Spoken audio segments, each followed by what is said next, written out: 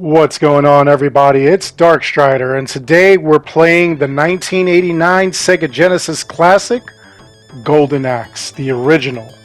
Now, this one was based on the arcade. It was released for the Sega Genesis, and it was actually pretty close to the arcade machine. Obviously, even though it was 16-bit, it wasn't perfect, but it was still good enough to really give us that arcade feel. So what's going on here is that we are one of three warriors, and you're going to go across the land in order to find the Golden Axe, which is being held by the big bad here. Now, it was a lot of sword and sorcery. It was very much like barbarian games of old, which was kind of cool. Has a whole Red Sonja, Conan the Barbarian feel to it. Especially when you have multiplayer, you could play two players with this, and you could play two-player on the Sega Genesis itself. So it was pretty wild. I used to actually love seeing these guys. They were all just, spins on the color wheel so that you had different characters. They weren't any more difficult than the last, so these purple guys aren't more difficult than the blue guys. I think it was just a matter of just changing the look just so that you have what looks like a variety of different characters. It was pretty good though. One of my go-tos is just to ram into them. Now these little guys I used to love because they drop magic. They're thieves. You'll find them. The blue ones will actually drop magic potions. The green ones will drop health. They'll drop meat. And of course, here's the chicken beak. If you remember from last Throwback Thursday, I was playing Altered Beast, and these things were in Altered Beast in the dragon level, which they are from here originally. It was kind of cool to see them in that game, though. I love when they do kind of fan service like that. You see all kinds of crossover stuff, which is pretty good. The chicken beaks themselves, really not a really strong mount, but it does help that you could just trip these guys and whatnot. You kind of have to face them. When you do the tripping motion, you will turn around, so make sure that you face the enemy again. Otherwise, you're going to be looking away from them, and that's just not going to be helpful. Now, here's a funny one here. These are the Hammer Brothers. These guys, giants, obviously. Way bigger, way more stronger than the average enemies. These are the end bosses of Stage 1. And even more hilarious, when I was growing up, I always laughed at these guys because they literally look like my father in real life. That's right, Papa Strider actually looks like these guys. I mean, you take away the hammer and the funky BDSM gear, and that's pretty much my dad, which is absolutely hilarious. He's a big burly guy like that. He is bald now, and just freaking massive dude. Really funny though. Really funny, comical guy. Will kick the living daylights out of you just like this guy did to me right now. So, don't get it twisted. He's a good guy and all, but, he does, if he had to beat you down, he would beat you down. So, anyway, we beat that level, we beat that area, and now we are into the rest kind of phase where you can actually take these guys out. They steal a potion or two from you, and then you're able to grab more potions as you take them out. Next level is going to be, you're going to have to take a shortcut through the Turtle Village, and of course there are going to be a lot of enemies here. It's going to be us kind of going through a whole area of village. Now this is one of the best kept secrets. You see what I did. This is one of the best kept secrets that I used to kind of manipulate, and I still do with all these games. What you do is you come over here close to the edge and you kind of drop those guys. But as you saw, I myself ran over the cliff by accident. And there are ways that like you could get them to actually fall down, so they could go below where you see right now. You see those kind of, those aren't really candles. Those are actually like, I guess, you know, barnacles and stuff. We're literally on top of a turtle. And those barnacles will actually have, you could actually drop them off. The characters, you could kind of get them to fall down there. Now this dragon, this is one of the more powerful mounts. This is one of the ones that you really want. This one and the pink one. The pink dragon will actually spit fireballs, whereas this one will kind of spew a flame, which is still pretty cool, pretty effective, honestly. And we're just going to roast them. One of the things that you want to do, if these guys see you head on, they will attack you head on. So what you kind of want to do is play with them so that you have them at an angle, and then when they get close, that's when you release your fire. The fire is unlimited. It's not like you're ever going to run out of flame, so just keep using it. And then, you know, like I said, you kind of want to angle them. You want to get them angled towards you. If it's head on, they're going to go and ram you like that, like you just saw. So keep messing with this guy. See, moving up and down. As he goes down, I'll breathe fire on him, and that'll mess him up. I don't believe this is the end stage yet. I don't believe these are the end bosses. There we go. See? Just let them come to you. Go diagonally and let them kind of like rock with it. Alright, so now I lost the blue dragon. The pink dragon will shoot fireballs like I just showed you. And we want to be wary of those like skeletons. Those things jump through the air and they come down on you with like these kind of like sword stabs, so you want to be careful. And you just want to have the same strategy with the dragon. You want to shoot it at a distance, and you want to make sure that you kind of angle it so like the enemies come at you at an angle. And here's what I was talking about. The blue thieves will drop magic, and these green thieves will drop meat, which you'll need. The characters, honestly, the barbarian with the sword, axe battler, he actually is kind of like a kind of well-rounded character. The dwarf will be a little bit stronger as far as fighting goes.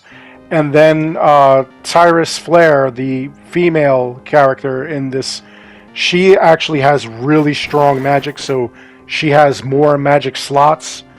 So you just want to keep that in mind. Each one, kind of, you could do a different play style with each one, honestly. And it works out. And if you like what you're seeing here, by all means, go check out Dark Retro. I'll put a link in the description below. It's actually my retro channel where I play games like this all the time. A lot of classics, both Nintendo, Sega, old PlayStation, and a whole lot more. So definitely check that out. We also have like old PC games as well. A lot of fun, a lot of memories, a lot of like older stuff. And if you, you know, if you haven't played these older games and you want to know more about the older games, definitely check that channel out. If you just are feeling nostalgic, that's definitely a channel for you. And if it's a situation where, you know, you've played like the most recent games on, like, let's say PlayStation 5 or Xbox Series S or X, and you don't know where these games came from or how they came about, then you definitely want to check that channel out as well, because we have like all the beginnings of all those games. So here we go again with these giants, and I'm kind of not going close to the door because I want them to kind of come out to me. It's really the way you really have to play this. You kind of do have to be preemptive, but at the same time you have to be able to get these guys to come to you. If they don't come to you, you're gonna have all kinds of problems. If they come to you, you know, like by just ramming you, you're gonna have a definite problem. The strategy I employ is always, you know, like the diagonal kind of trick that I showed you. because I really do feel that you really, if you come head on, they're gonna just ram you. They're gonna like do that like shoulder butt or head butt or sword butt. It's really damaging. And we're already at stage 3. We're gonna be getting to stage 4, and of course the difficulty gets harder. And I gotta tell you about the ending too. Like when we get there, there's like a lot of madness that goes on there. They kind of like went above and beyond for the console game just to kind of drive home the need to like purchase it, you know? Yeah, I'll show you when we get to the ending. The last boss is not the last boss. So here we go, we have more villagers running. We'll take more of these magic potions because we're definitely going to need them. And if we could swing it... Oh, see, I didn't even do the right thing. Well, not that I could, honestly. What I like to do sometimes in these situations is like leave an extra potion laying around just in case like I want to use magic and, you know, grab like another extra magic potion just for a little more advantage. That's probably what you want to do if you have full health bars or have full magic bars.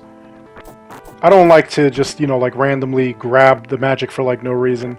You gotta have like different strategies. These games back in the day, you know, like when we got to around the 16-bit era and the late 8-bit era, that's when we started having games that had, you know, endings and like real intricate stories. And this was one of them. And you gotta have like a strategy. Gotta have strategies when you're fighting these guys. On the retro channel though, you'll see like, you know, Golden Axe 2, 3. You'll even see ROM hacks that like did not come out for any of these systems that, you know, people have actually hacked, which is actually pretty cool, honestly.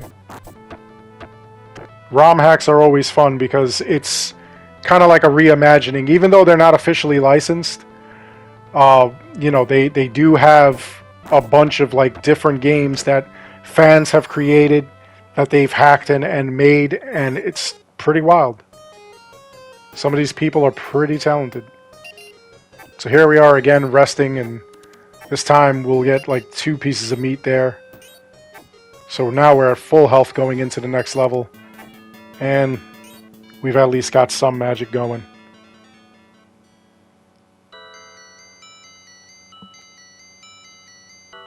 And now we're in close vicinity of the castle. We must dare the Fiends Path.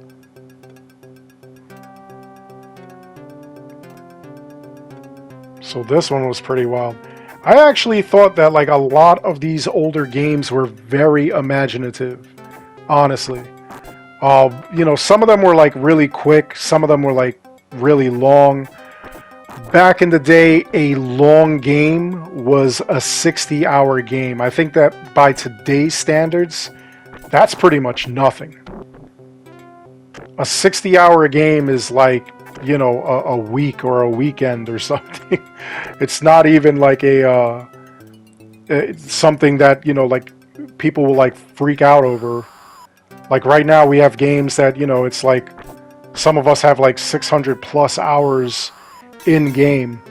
Campaigns are like really long. For what we had at the time back then, you know, 16 bits, 8 bits, these were pretty long campaigns, especially when you were trying to like actually beat the game. It was kind of difficult. The way that these games would last long is because you would really, you know, like have to practice and get good at the game.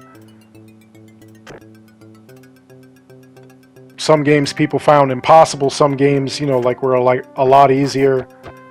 Some games actually were hard on purpose to take advantage of the whole rental scene, which was pretty wild. They used to like actually make the game harder so that you continue to rent it.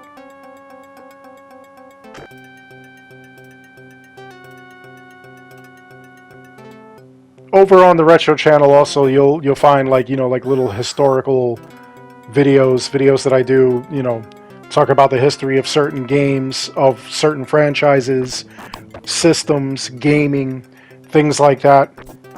That's all going to be like on that channel. But I do have a lot of games up already. A lot of the, obviously older games. This channel, the main channel, is obviously basically for like newer content, but you'll see a lot of the older content on the retro channel. May even start doing, information on like retro cartoons and commercials and stuff. Love to see stuff like that. I actually do enjoy, watching videos of like old TV commercials from the 80s, like opening to shows from the 80s and 90s. It's wild times, honestly. So these Shadow Warriors are pretty wild. I actually like the design, even though a lot of these things were, I mean, let's face it, they're just color palette swaps from the color wheel. And, they're just given different names and stuff like that. And I actually do enjoy some of them. Some of them were pretty imaginative. Back then, you really couldn't just keep creating tons and tons of different characters, kind of like you can now. You've got like all kinds of different creatures, and you could fit so much information on current games. On these games, it was basically a color swap. See, this ram thing, this is like my move. This I find easier to take all these guys out. Especially when you're surrounded. It gets really ugly. So here we go. I'll still see my fair share of death, but in this case, this actually helps out. So let's get all the rest of these guys.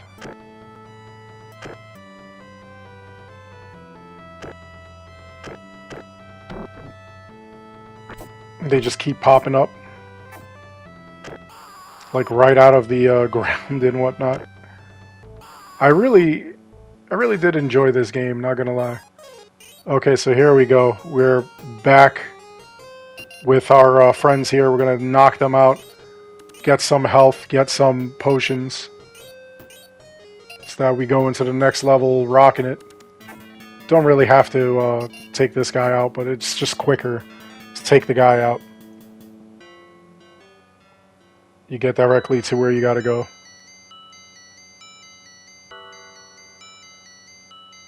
Yep, so the Fiends Path was actually a giant eagle. It's going to take you where you gotta go. And here we are. This is pretty intimidating, seeing a giant eagle's eyeball. And this is another one of those areas where like you could take advantage of the cliff, the edge there. There we go. Now let me see if I could get these guys to kind of like fall off. Because there is an edge here where they could fall off.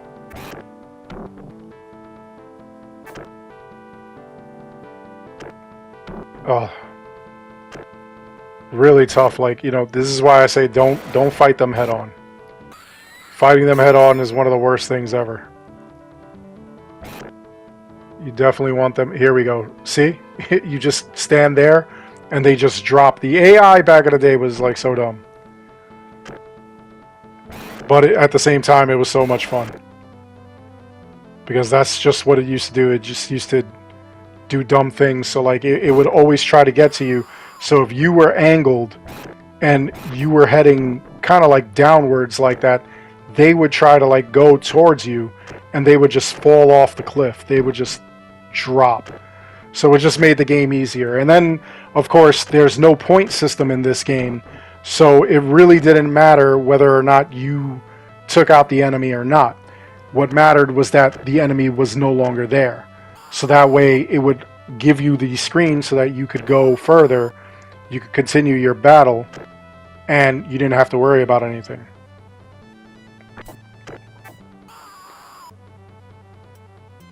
Now here come these knights. All red, all looking bloody. All powerful.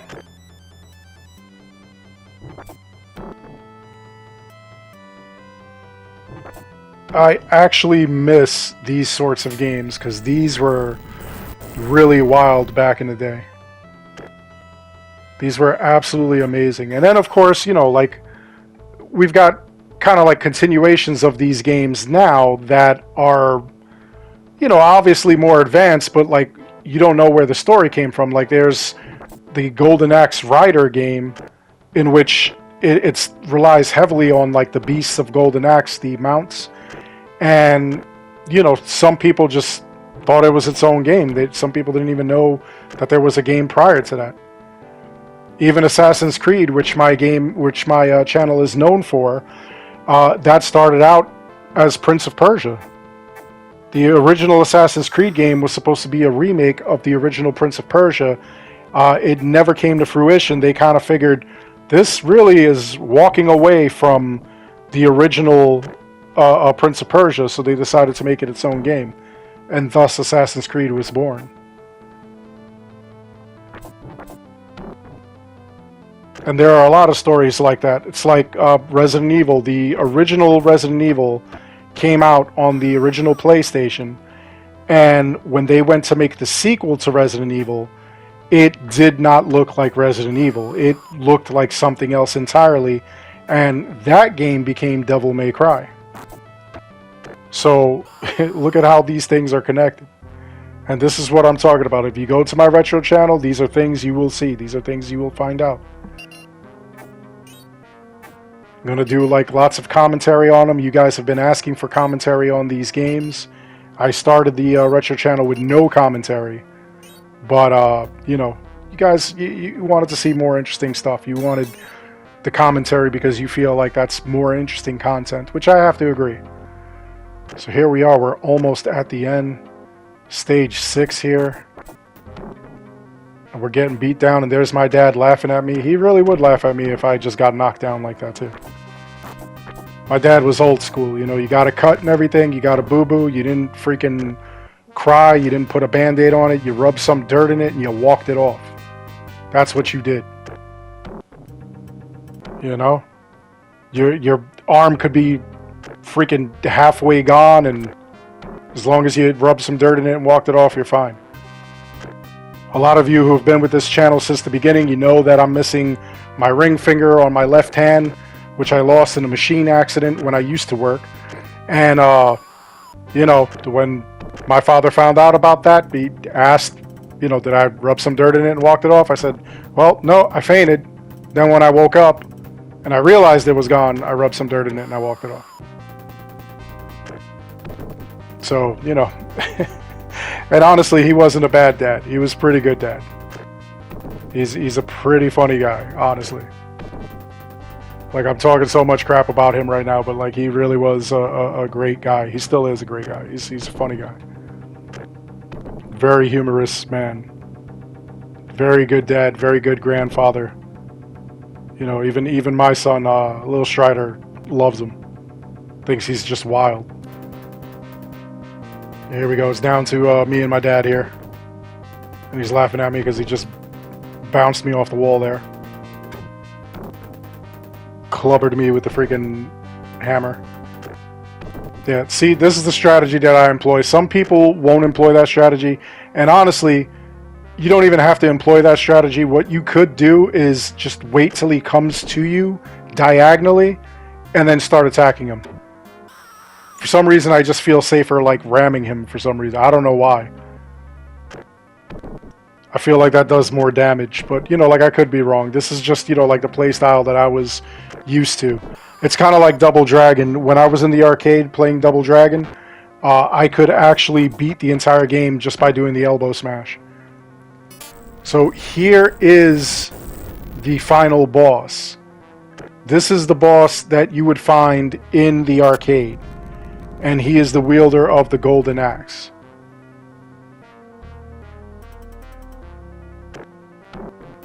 Death Adder. So, he's obviously got a crew of skeletons here. We want to avoid those skeletons. We want to take him out. You know, the golden axe actually gives Death Adder a lot of power. He is able to, you know, not just swing that axe, but there you go. He's throwing, you know, all kinds of fireballs on the ground, electric bolts. He's got other powers as well. You know, the easiest thing to do was what I just did, take out his skeleton crew, and now take him out. But, you know, like, clearly, this is not going to be an easy fight. You know, I just made it look easy a little bit, but that really, you know, is not the case often. So here we go. We're going to, like, take him out as much as we can. This is probably even easier when you have, like, 2 players. So just keep that in mind. You know, like, if you've got 2 people playing, this is probably easy. There's a lot of secrets to, like, playing with 2 players as well. Like Streets of Rage, you could get the evil ending if you have 2 players. I'll do a whole segment on that on the Retro channel as well, showing you, you know, like little secrets that you may not have known. So here we go. We've defeated Axe Battler. We saved the king and the princess.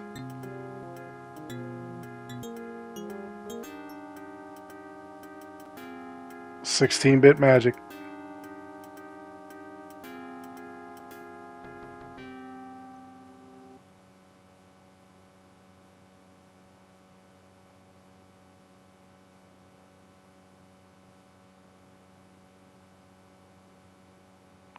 So here we go. This is like the ending that was given for the console game. In the arcade, that was Death Adder. You defeated Death Adder, and that was it. In this game, you go behind this door, and there's another level. And there's a character... Oh, that was dumb.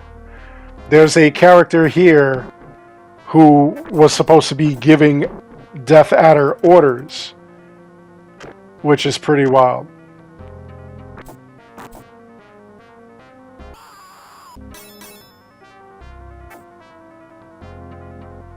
Oh, missed it again.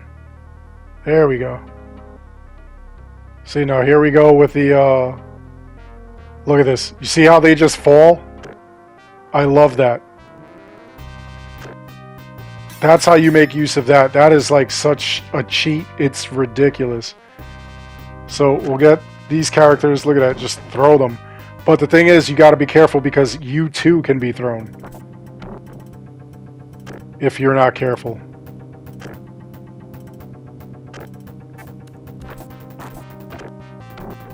And here we go. Look at this. I'm getting nervous being on that edge. I know you're getting nervous seeing me on that edge. Oh.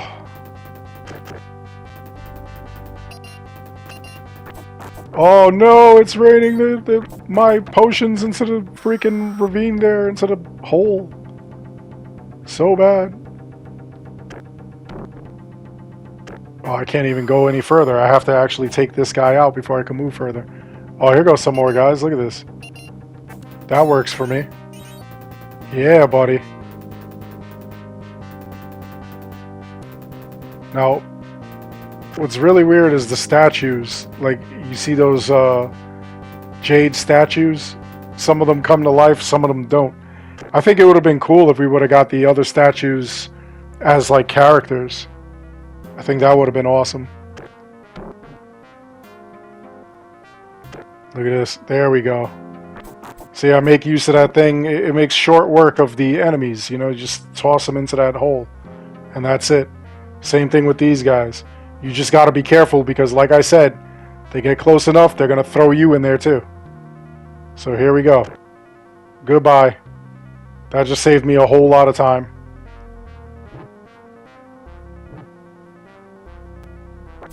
And this guy is going to mess with me too. Look at this. Goodbye. Oh no, you didn't even go. Look at that. Wow. Terrible.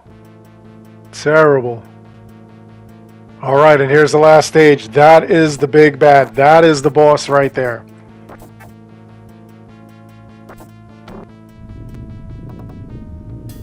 That is the guy who we got to take out. Oh boy.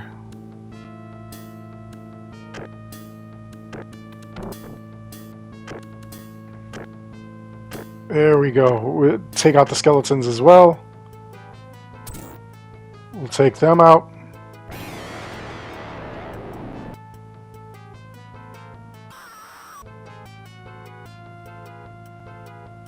And of course, I'm getting taken out.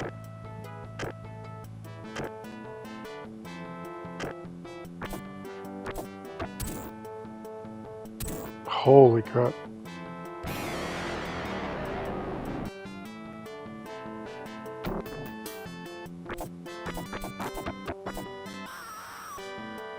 Oh. Yeah, this is really insane right now. I'm trying to like take out these skeletons and take out the boss at the same time because he's not messing around. He is clearly coming for my butt.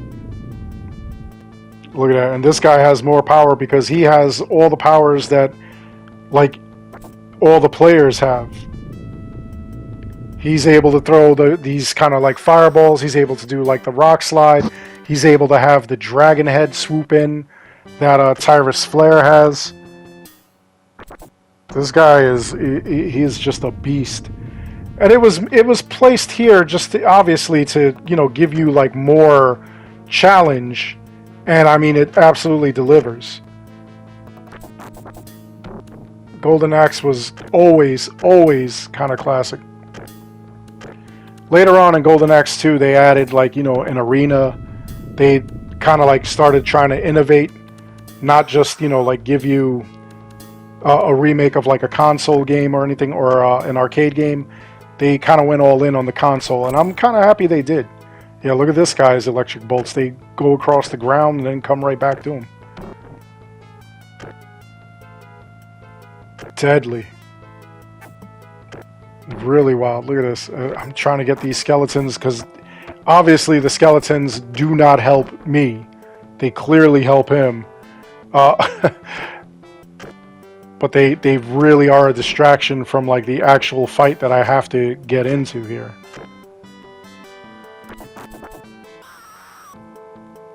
Look at this. Dead again.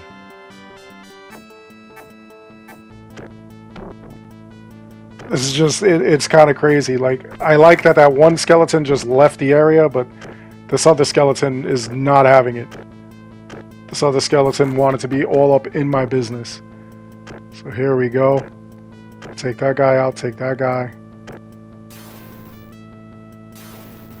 Look at this, I'm in the air and he's throwing a freaking lightning bolt at me. Had that guy in the air. Look at this, like that's overkill. Come on, dude.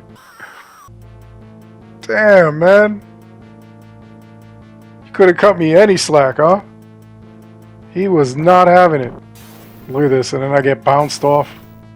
All dink-doinked off these two freaking dink-doinks themselves. Look at this. The skeletons are quick. That's one of the problems here. The skeletons are very, very fast. And then this guy is quicker than Death Adder as well. Way stronger, way faster. There we go. That's actually how the thing is supposed to end with Death Adder.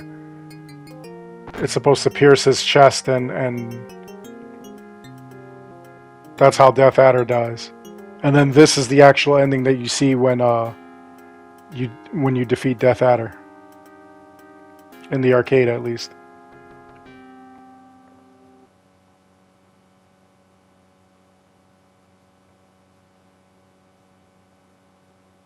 Really long game, really like a beat 'em up. One of the greatest beat 'em ups back in the day. And absolutely a nostalgic gemstone here. Absolutely loved this game. So, you defeated all of the evil clan. Peace is revived to the land. Everything's all good. and then we have the ending, which will show you the cast, which will show you all kinds of stuff. Now, it doesn't show the ending here the way it does in the arcade, but in the arcade, at the end, all of the characters, you see a bunch of kids playing in an arcade, and all of the Golden Axe characters start coming out of the arcade and chasing the kids down the block and stuff like that. It was a really wild kind of, fourth wall breaking, a cutscene. And it was a lot of fun. I wish they would have showed it here, but they don't. Maybe we'll get a remaster or something and they'll show stuff like that. But anyway, the end credits are going to roll and you're going to see all the characters. That's all there is for this video. I hope you enjoyed it. Please make sure you like and subscribe. It helps this channel out an awful lot. Make sure to check out Dark Retro. I will put a link in the description below so you can check that out as well. As always, I want to thank each and every one of you for watching. And until next time, take care, be good, stay safe, take care of each other. I'll see you guys all in the next one. No ya yeets here, but beautiful nostalgic memories.